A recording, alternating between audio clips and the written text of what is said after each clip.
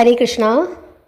Kamika Ekadashi July 31 ബുധനാഴ്ച ദിവസം. ഏകാദശി തിഥി ആരംഭിക്കുന്നത് 2024 ജൂലൈ 30 വൈകുന്നേരം 4:44 മുതൽ ജൂലൈ 31 വൈകുന്നേരം 3:55 വരെയാണ്. നമ്മൾ ഏകാദശിയായിട്ട് ആചരിക്കുന്നത് ജൂലൈ 31 ബുധനാഴ്ച ദിവസമാണ്. അന്ന് 3:55 ശേഷം മഹാദ്വാദശിയാണ്. അപ്പം നമ്മൾ സാധാരണ വൈഷ്ണവ സമ്പ്രദായം അനുസരിച്ച് ഏകാദശിയും മഹാദ്വാദശിയും കൂടി ചേർന്ന് വരുന്ന പുണ്യ ദിവസമാണ് വൈഷ്ണവ ഏകാദശിയായിട്ട് ആചരിക്കുന്നത്. അതുകൊണ്ട് തന്നെ ജൂലൈ 31 ബുധനാഴ്ച ദിവസം കാമിക ഏകാദശി. ഏകാദശിയുടെ വ്രതകഥ, എല്ലാ ഏകാദശിക്കും ഞാൻ വ്രതകഥ പറയാറുണ്ട്.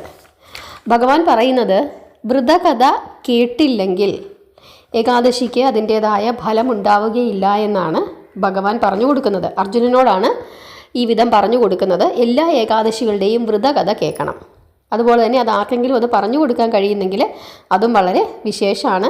വ്രതകഥ കേട്ട് തന്നെ നമ്മൾ ആചരിക്കണമെന്നാണ് പറയുന്നത്. അപ്പോൾ കാമിക ഏകാദശി കഥ പാരായണം ചെയ്യാതെ വ്രതം അനുഷ്ഠിക്കുന്നത് അപൂർണമായിരിക്കും. അത് പ്രത്യേകം മനസ്സിലാക്കുക. അതുകൊണ്ട് കഥ നിർബന്ധമായും എല്ലാവരും കേൾക്കുക. ശ്രാവണ മാസത്തിലെ കൃഷ്ണപക്ഷ ഏകാദശിയാണ് കാമിക ഏകാദശി. ഈ ഏകാദശി അനുഷ്ഠിക്കുന്നതിലൂടെ ഒരു മനുഷ്യന് സർവ്വവിധ പാപങ്ങളിൽ നിന്നും മോചനം ലഭിക്കുമെന്ന് പറയുന്നു. നമ്മൾ എപ്പോഴും പറയും, മിക്ക ഏകാദശികളിലും ഈ പാപമോചനം പറയാറുണ്ട്. അപ്പോൾ നമ്മൾ ആലോചിക്കും ഏത് ഏകാദശി എടുത്താലാണ് പാപമോചനം കിട്ടുന്നത്. അങ്ങനെയല്ല, എല്ലാ ഏകാദശികൾക്കും ഓരോ വ്യത്യാസങ്ങളുണ്ട്. എങ്കിലും പൊതുവെ ഏകാദശിയുടെ ഒരു ഫലം എന്ന് പറയുന്നത് പാപമോചനം തന്നെയാണ്. ചുമ്മാതെ നമ്മൾ കുറേ തെറ്റുകൾ ചെയ്യുന്നു, എന്നിട്ട് ഒരു ഏകാദശി എടുക്കുന്നു, അപ്പം നമ്മുടെ തെറ്റെല്ലാം പോയി. അങ്ങനെയല്ല അതിൻ്റെ അർത്ഥം. നമ്മൾ ഒരു തെറ്റ് അറിഞ്ഞുകൊണ്ട് ചെയ്യാം, അല്ലെങ്കിൽ അറിയാതെ ചെയ്യാം, അബദ്ധവശാൽ നമുക്ക് ചെയ്തു പോകാം. അതല്ലെങ്കിൽ ചിലപ്പോൾ നമ്മൾ അറിഞ്ഞുകൊണ്ട് തന്നെ അത് ചെയ്യാതിരിക്കാൻ നമുക്ക് നിർവാഹമില്ലാത്ത അവസ്ഥ വരും. അറിഞ്ഞുകൊണ്ട് ചിലപ്പോൾ നമ്മൾ ചില കാര്യങ്ങൾ നമ്മുടെ നിവൃത്തികേട് കൊണ്ട് ചെയ്തെന്ന് വരും. അങ്ങനെയൊക്കെ ചെയ്യാം. പക്ഷെ അത് പിന്നെ നമ്മുടെ മനസ്സിൽ ഇങ്ങനെ ഒരു കുറ്റബോധമായിട്ട് കിടക്കും. ഇങ്ങനെ നമ്മുടെ നിത്യജീവിതത്തിൽ തെറ്റുകൾ ചെയ്യാത്ത മനുഷ്യരില്ല. പക്ഷെ കുറച്ച് കഴിയുമ്പോൾ നമുക്കിതിലൊക്കെ ഓർത്തിട്ട് നമുക്കൊരു കുറ്റബോധം തോന്നുന്ന ഒരു സമയം ഉണ്ടാകും.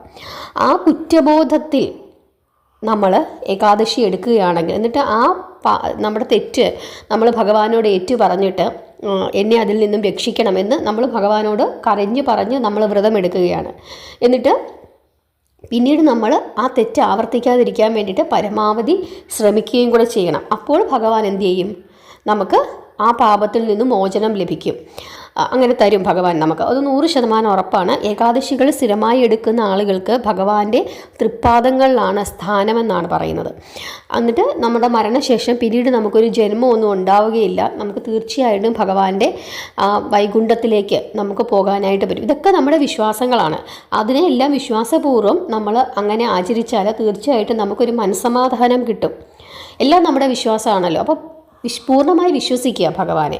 അങ്ങനെ വിശ്വസിച്ച് നമ്മളിതൊക്കെ ചെയ്തു കഴിഞ്ഞാൽ തീർച്ചയായിട്ടും നമ്മുടെ കൂടെ എപ്പോഴും ഭഗവാൻ ഉണ്ടാകും. ഭഗവാൻ ഏറ്റവും ഇഷ്ടം ഭഗവാന്റെ ഭക്തരെയാണ്. ഭഗവാനേക്കാൾ ഭഗവാൻ ഇഷ്ടം ഭഗവാന്റെ ഭക്തരെയാണ്. ഭഗവാന്റെ ഹൃദയത്തിൽ തന്നെയാണ് ഓരോ ഭക്തൻ്റെയും സ്ഥാനം. അതുകൊണ്ടാണ് നമ്മൾ ഇതിനു മുമ്പ് കഥ പറഞ്ഞിട്ടുണ്ടായിരുന്നു. ഈ മഹാഭാരതത്തിൽ സമയത്ത് യുദ്ധം ചെയ്യാനായിട്ട്, കുരുക്ഷേത്ര യുദ്ധത്തിന് ആയിട്ട് എല്ലാവരും തയ്യാറെടുക്കുന്നു. ആ സമയത്ത് അർജുനനും ദുര്യോധനനും ഭഗവാനെ കാണാനായിട്ട് വരികയാണ്. എന്തിനാണ്? ഭഗവാന്റെ സഹായം അഭ്യർത്ഥിക്കാനായിട്ട്. ആ സമയത്ത് ഭഗവാൻ അറിയാം രണ്ടുപേരും ഒരേ ദിവസം ഒരേ സമയം ഏകദേശം ഒരേ സമയത്താണ് രണ്ടുപേരും വരാൻ പോകുന്നത്. അപ്പോൾ ഭഗവാൻ അങ്ങ് എന്ത് ചെയ്യും? ഒരു ആശങ്കയുണ്ട്. എന്താണ്, ആർക്ക് വേണ്ടിയിട്ടാണ് നമ്മൾ സഹായം ചെയ്യേണ്ടത്? കാരണം രണ്ടുപേരും ഭഗവാന് പ്രിയപ്പെട്ടവർ തന്നെയാണ്. സഹായം ചോദിച്ചു വന്നാലും മടക്കി അയക്കാനും പറ്റില്ല. അങ്ങനെ ഭഗവാൻ രുക്മിണി ദേവിയോട് പറയുകയാണ്, രണ്ടുപേരും വരും. ആദ്യം വരുന്നത് ദുര്യോധനനായിരിക്കും, അതിനുശേഷമാണ് അർജുനൻ വരുന്നത്.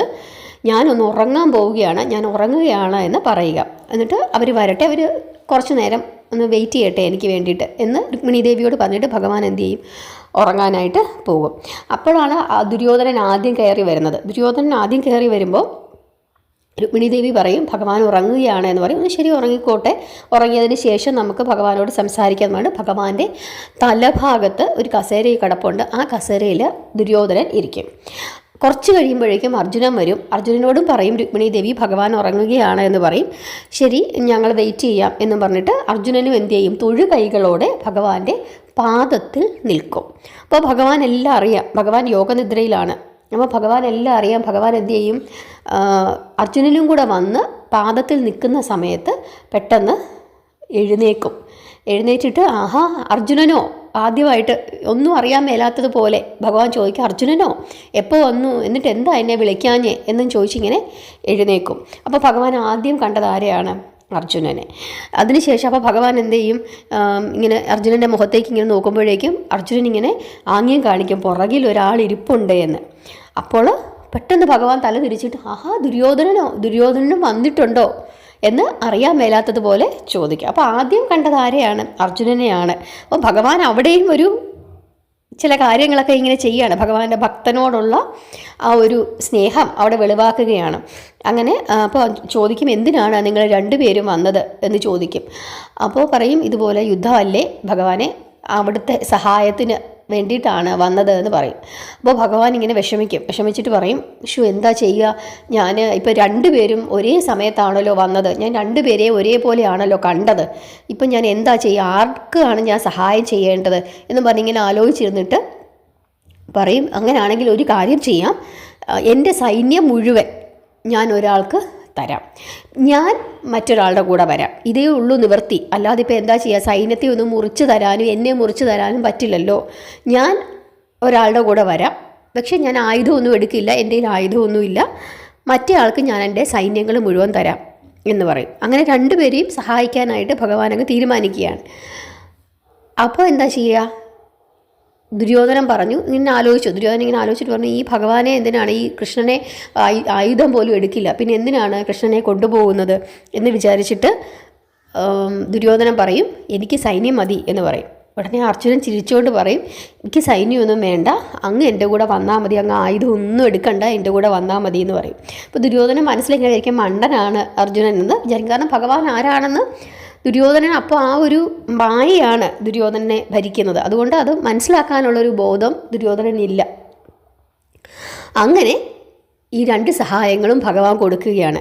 പക്ഷെ ഒന്ന് ആലോചിച്ച് നോക്കൂ, ആദ്യം ദുര്യോധനൻ വന്നു, അർജുനൻ വന്നില്ല. ഭഗവാൻ ആദ്യം തന്നെ ദുര്യോധനനെ കാണുന്നു. അർജുനൻ വരുന്നതിന് മുമ്പ് ദുര്യോധനൻ സഹായം അഭ്യർത്ഥിക്കുന്നു. അങ്ങും സൈന്യവും കൂടെ വരണം എന്ന് പറഞ്ഞിരുന്നെങ്കിൽ ഭഗവാന് ദുര്യോധനൻ്റെ കൂടെ പോയേ മതിയാവും. ആ അവസ്ഥ മറികടക്കാൻ വേണ്ടിയിട്ടാണ് ഭഗവാൻ ഇങ്ങനെ ചെയ്യുന്നത്. അതിനു വേണ്ടിയിട്ട് ഭഗവാൻ എന്ത് ചെയ്തത്, രുക്മിണി ദേവിയോട് പറഞ്ഞിട്ട് അങ്ങനെ ഒരു ഉറക്ക നാടകം കളിച്ചത്. ഇതേപോലെ തന്നെയാണ് ഭഗവാൻ എപ്പോഴും നമ്മുടെ കാര്യത്തിലും എപ്പോഴും ഭക്തരുടെ കൂടെയാണ് ഭഗവാനുള്ളത്. ഭഗവാനെ ഒന്ന് വിളിച്ച് പ്രാർത്ഥിച്ചാൽ മാത്രം മതി. ഭഗവാൻ എപ്പോഴും ഭക്തരിങ്ങനെ ഭഗവാനെ സ്നേഹിച്ചുകൊണ്ടിരിക്കുന്നതാണ് ഭഗവാൻ ഏറ്റവും ഇഷ്ടം. അതിനാണ് നമ്മുടെ ചാനലിൽ കിടപ്പുണ്ട് പാണ്ഡുരംഗസ്വാമിയുടെ കഥ. നിങ്ങൾ കേട്ടിട്ടില്ലെങ്കിൽ അതെടുത്തൊന്ന് കേൾക്കണം. പാണ്ഡുരംഗസ്വാമി ഭഗവാൻ ഇങ്ങനെ കാത്തു നിൽക്കുകയാണ്.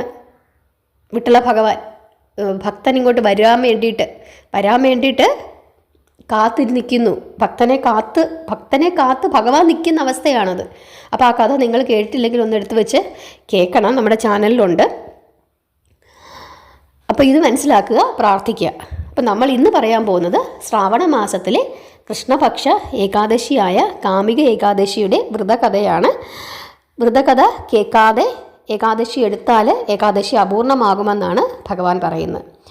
കഥ ഇങ്ങനെയാണ്. ഒരു ഗ്രാമത്തിൽ വളരെ ശക്തനായ ഒരു ക്ഷത്രിയൻ താമസിച്ചിരുന്നു. ഒരു ദിവസം അയാൾ ഒരു ബ്രാഹ്മണനുമായി വഴക്കുണ്ടാക്കുകയും ആ ബ്രാഹ്മണൻ അയാളുടെ ആ വഴക്കിൻ്റെ ഭാഗമായിട്ട് ഇയാളുടെ കൈകൊണ്ട് ബ്രാഹ്മണൻ മരിക്കുകയും ചെയ്തു.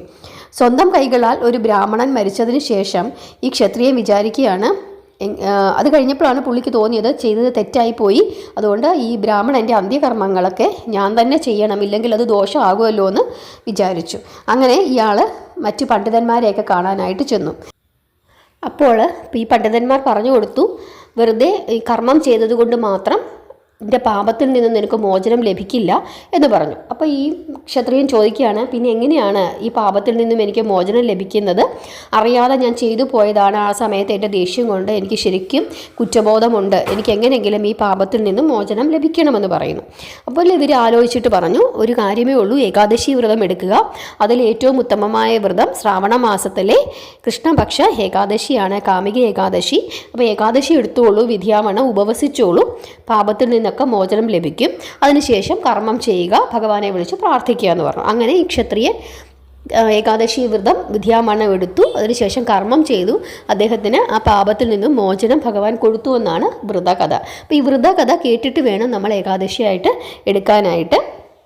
അതുപോലെ ഈ ഏകാദശി ദിവസം ഭഗവാന് നെയ്യ് ഉപയോഗിച്ചോ എള്ളെണ്ണ ഉപയോഗിച്ചോ വിളക്ക് കത്തിച്ച് പ്രാർത്ഥിക്കുന്നത് വളരെ വിശേഷമാണ്. തൻ്റെ പാപമോചനം ലഭിക്കുന്നതിന് ചതുർബാഹ രൂപത്തിലുള്ള ഭഗവാൻ, അതായത് മഹാവിഷ്ണുവിൻ്റെ ശംഖുചക്ര ഗദാ പത്മധാരിയായ ചതുർബാഹ രൂപത്തിലുള്ള ഭഗവാന്റെ രൂപം മനസ്സിൽ വിചാരിച്ച്, അതല്ലെങ്കിൽ അങ്ങനെയുള്ള ഫോട്ടോ ഉണ്ടെങ്കിൽ ആ ഫോട്ടോയുടെ മുമ്പിൽ വിളക്ക് കത്തിക്കുക. മനസ്സിൽ വിചാരിച്ച് ഭഗവാനെ മഹാവിഷ്ണു രൂപത്തിൽ, അതായത് ചതുർബാഹു രൂപത്തിൽ ഭഗവാനെ മനസ്സിൽ വിചാരിച്ച് നെയ്യ് വിളക്കോ എള്ളെണ്ണയോ ഉപയോഗിച്ച് വിളക്ക് കത്തിച്ച് പ്രാർത്ഥിച്ചാൽ പാപമോചനം ലഭിക്കും. നമുക്ക് ദുരിതങ്ങളിൽ നിന്നൊക്കെ, പ്രയാസങ്ങളിൽ നിന്നൊക്കെ ഒരു മാറ്റം ഉണ്ടാകുമെന്ന് പറയുന്നുണ്ട്. കാരണം നമ്മൾ ഇന്ന് ഈ ജന്മത്തിൽ അനുഭവിക്കുന്ന പല പ്രശ്നങ്ങളുടെയും കാരണമെന്ന് പറയുന്നത് നമ്മൾ മുൻ ജന്മങ്ങളിൽ ചെയ്തതോ അതല്ലെങ്കിൽ ഈ ജന്മത്തിൽ നമ്മൾ ചെയ്തു പോകുന്നതോ ആയ തെറ്റുകളാണ്. അപ്പോൾ അതിൽ നിന്നൊക്കെ ഒരു മോചനം ലഭിക്കുന്നതിനായിട്ട് ഏകാദശി വ്രതങ്ങൾ എടുക്കണം.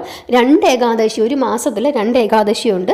ആ 2 ഏകാദശിയും എടുക്കണം. അപ്പം സ്ത്രീകൾക്കാണെങ്കിൽ ചിലപ്പോൾ ഒരു ഏകാദശി ഒരു മാസം എടുക്കാൻ പറ്റുള്ളൂ. അതായത് നമ്മൾ അമ്പലത്തിലൊക്കെ പോയി വിളക്ക് കത്തിച്ച് ആ രീതിയിൽ എടുക്കാനായിട്ട് ഒരെണ്ണമേ പറ്റുള്ളൂ. പക്ഷേ മറ്റ് ഏകാദശിയും നിങ്ങൾ സ്കിപ്പ് ചെയ്യരുത്. കാരണം ആ ഏകാദശി ഇപ്പം നമുക്ക് പീരീഡ്സ് ആണ്. അപ്പം നമ്മൾ എന്താ ചെയ്യേണ്ടത്? രാവിലെ എഴുന്നേറ്റ് കുളിച്ച് നമ്മുടെ മുറിക്കകത്തിരുന്ന് നമ്മൾ ഭഗവാനെ വിളിച്ച് പ്രാർത്ഥിക്കുക. തലേ ദിവസം നമ്മുടെ ആഹാരപഥ്യം എടുക്കുക. ഒരിക്കൽ ഉണ്ണുക എന്ന് പറയുന്ന ആഹാരപഥ്യം എടുക്കുക. നോൺ വെജിറ്റേറിയൻ ഭക്ഷണങ്ങളൊക്കെ ഒഴിവാക്കുക. പിറ്റേ ദിവസം, അതായത് ഏകാദശി ദിവസം നമ്മൾ പൂജാമുറിയിൽ കയറി വിളക്ക് കത്തിക്കരുത്, അല്ലെങ്കിൽ ക്ഷേത്രത്തിൽ പോകാൻ പാടില്ല. പക്ഷേ നമ്മൾ ഏകാദശി ദിവസം രാവിലെ എഴുന്നേൽക്കുക, കുളിക്കുക. അതിനുശേഷം നമ്മുടെ മുറിയിലിരുന്നു കൊണ്ട് നമുക്ക് എന്ത് ചെയ്യാം? ഹരേ രാമ രാമ രാമ ഹരേ ഹരേ, ഹരേ കൃഷ്ണ കൃഷ്ണ കൃഷ്ണ ഹരേ ഹരേ. അതായത് നമ്മുടെ കൃഷ്ണനാമം, ഈ നാമം നമുക്ക് എന്ത് ചെയ്യാം? ജപിക്കാം. ഈ നാമത്തിന് യാതൊരു വിധത്തിലുള്ള അശുദ്ധങ്ങളൊന്നുമില്ല. ഈ മന്ത്രം, അതായത് ഹരേ കൃഷ്ണ എന്ന് പറയുന്ന മഹാമന്ത്രം, അത് നമുക്ക് ഹരേ രാമ വേണമെങ്കിൽ ആദ്യം ചൊല്ലാം, അതല്ലെങ്കിൽ ഹരേ കൃഷ്ണ ആദ്യം ചൊല്ലാം. വൈഷ്ണവ സമ്പ്രദായം അനുസരിച്ച് അവർ ഹരേ കൃഷ്ണയാണ് ആദ്യം ചൊല്ലുന്നത്. കൃഷ്ണനും രാമനും ഒന്ന് തന്നെയാണ്, ഒന്നിലും ഒരു വ്യത്യാസവും ഇല്ല. അത് എങ്ങനെയാണ് നമ്മുടെ നാവിൽ വരുന്നതെന്ന് വെച്ചാൽ അതേ രീതിയിൽ നമ്മൾ പ്രാർത്ഥിക്കുക. അതിന് യാതൊരു ദോഷവുമില്ല. രാവിലത്തെ നിങ്ങൾക്ക് എങ്ങനെ ഏകാദശി ഭക്ഷണം നിങ്ങൾ കഴിക്കാൻ ഉദ്ദേശിക്കുന്നുണ്ടോ അതേ രീതിയിലുള്ള ഏകാദശി ഭക്ഷണം കഴിക്കുക. വൈകുന്നേരവും കുളിക്കുക. എന്നിട്ട് ഈ നാമം ചൊല്ലുക. പിറ്റേ ദിവസം കറക്റ്റ് സമയത്ത് പാരണ വീടുക. സാധാരണ നമ്മൾ പാരണ വീടുമ്പം ക്ഷേത്രത്തിൽ പോയി തീർത്ഥം മേടിച്ച് കുടിച്ചോ അതല്ലെങ്കിൽ നമ്മൾ വിളക്ക് കത്തിച്ച് വെച്ച് തീർത്ഥം കഴിച്ചോ ആണ് പാരണ വീടുന്നത്. ഇങ്ങനെ പ്രശ്നങ്ങളുള്ള സമയത്ത് നമ്മൾ എങ്ങനെയാണ് പാരണ വീടേണ്ടത്? അതായത് പിറ്റേ ദിവസവും നമ്മൾ രാവിലെ എഴുന്നേറ്റ് കുളിച്ച് നമ്മുടെ ഹരേ രാമ ഹരേ കൃഷ്ണ എന്ന് പറയുന്ന ആ നാമം ചൊല്ലി നമ്മുടെ പാരണ വീടേണ്ടുന്ന സമയം, ആ സമയത്ത് നമ്മൾ തിളപ്പിച്ച് ശുദ്ധമാക്കി ആറിച്ച് വെച്ച 1 ഗ്ലാസ് വെള്ളം നമ്മൾ അത് ഭഗവാന്റെ തീർത്ഥമായിട്ട് കരുതി നമ്മളത് കുടിക്കുക. വെറും ശുദ്ധജലം അത് നമ്മൾ കുടിക്കുക. അങ്ങനെ കുടിച്ച് ഒരു പഴമോ വല്ലതും ഉണ്ടെങ്കിൽ അതും കഴിച്ച് നമ്മൾ ഭഗവാനോട് പറയുക, ഭഗവാനെ എനിക്ക് ഇന്നതുപോലെ അശുദ്ധിയായിരുന്നു, അതുകൊണ്ട് തന്നെ എനിക്ക് ക്ഷേത്രത്തിൽ പോകാനോ അല്ലെങ്കിൽ വിളക്ക് കത്തിക്കാനൊന്നും കഴിഞ്ഞില്ല. പക്ഷേ ഇതും അങ്ങ് ഒരു വ്രതമായി, എൻ്റെ ഒരു ഏകാദശി വ്രതമായി അങ്ങ് എടുക്കണം എന്ന് ഭഗവാൻ ഇതെല്ലാം അറിയാം. ഭഗവാൻ എന്താ നോക്കുന്നേ? അവൾക്ക് പീരീഡ്സ് ആയിരുന്നു, പക്ഷേ അവൾക്ക് പറ്റുന്നത് പോലെ അവൾ എന്നെ വിചാരിച്ചല്ലോ, എന്നെ ഓർത്തല്ലോ എന്നാണ് ഭഗവാൻ ആലോചിക്കുന്നത്. അല്ലാതെ ആ സമയത്ത് എനിക്ക് എടുക്കാൻ കഴിയില്ല എന്ന് പറഞ്ഞ് നോൺ വെജിറ്റേറിയൻ ഭക്ഷണങ്ങൾ കഴിക്കുകയൊന്നും ചെയ്യരുത്. ഇങ്ങനെയാണ് ചെയ്യേണ്ടത്. ഹരേ കൃഷ്ണ. സംശയങ്ങളൊക്കെ മാറിയെന്ന് വിചാരിക്കുന്നു. നമ്മുടെ second channel Kaustubham veg foods, അതിനകത്ത് ഏകാദശി പ്രസാദങ്ങളുടെ ഏകാദശി പുഴുക്ക് ഇങ്ങനെയുള്ള കാര്യങ്ങളൊക്കെ ഇട്ടിട്ടുണ്ട്. അതൊക്കെ നോക്കിയിട്ട് അതുപോലെ പുഴുക്കുണ്ടാക്കി കഴിക്കണം. അതുപോലെ തന്നെ ഞാൻ ഇന്നും നാളെയായിട്ട് വേറെ 1-2 ഏകാദശി വിഭവങ്ങളുടെ വീഡിയോയും കൂടി ഇടുന്നുണ്ട്. അതും കൂടി എല്ലാവരും കണ്ട് ചാനൽ സബ്സ്ക്രൈബ് ചെയ്യാതെ കാണുന്നുണ്ടെങ്കിൽ 2 ചാനലും എല്ലാവരും സബ്സ്ക്രൈബ് ചെയ്യണം. അതുപോലെ തന്നെ നിങ്ങളുടെ അഭിപ്രായങ്ങളൊക്കെ പറയുകയും ചെയ്യണം. പാരണാസമയം അടുത്ത വീഡിയോ ആയിട്ട് ഇടാം, എല്ലാ സ്ഥലങ്ങളിലെയും ഇടാം. അതും എല്ലാവരും കണ്ട് അതുപോലെ തന്നെ നമ്മുടെ രാമായണം എല്ലാവരും നിർബന്ധമായും കേൾക്കണം. കഥാരൂപത്തിലാണ് പറയുന്നത്. രാമായണം വായിക്കുന്നവരും വായിക്കാത്തവരുമെല്ലാം ആ കഥ കേട്ട് കഴിഞ്ഞാൽ തന്നെ നിങ്ങൾക്ക് പുണ്യമാണ്. അതുകൊണ്ടാണ് പറയുന്നത്. എല്ലാവരും പ്രാർത്ഥിക്കുക, നാമം ചൊല്ലുക, സംശയങ്ങളുണ്ടെങ്കിൽ ചോദിക്കുക. ഹരേ കൃഷ്ണ.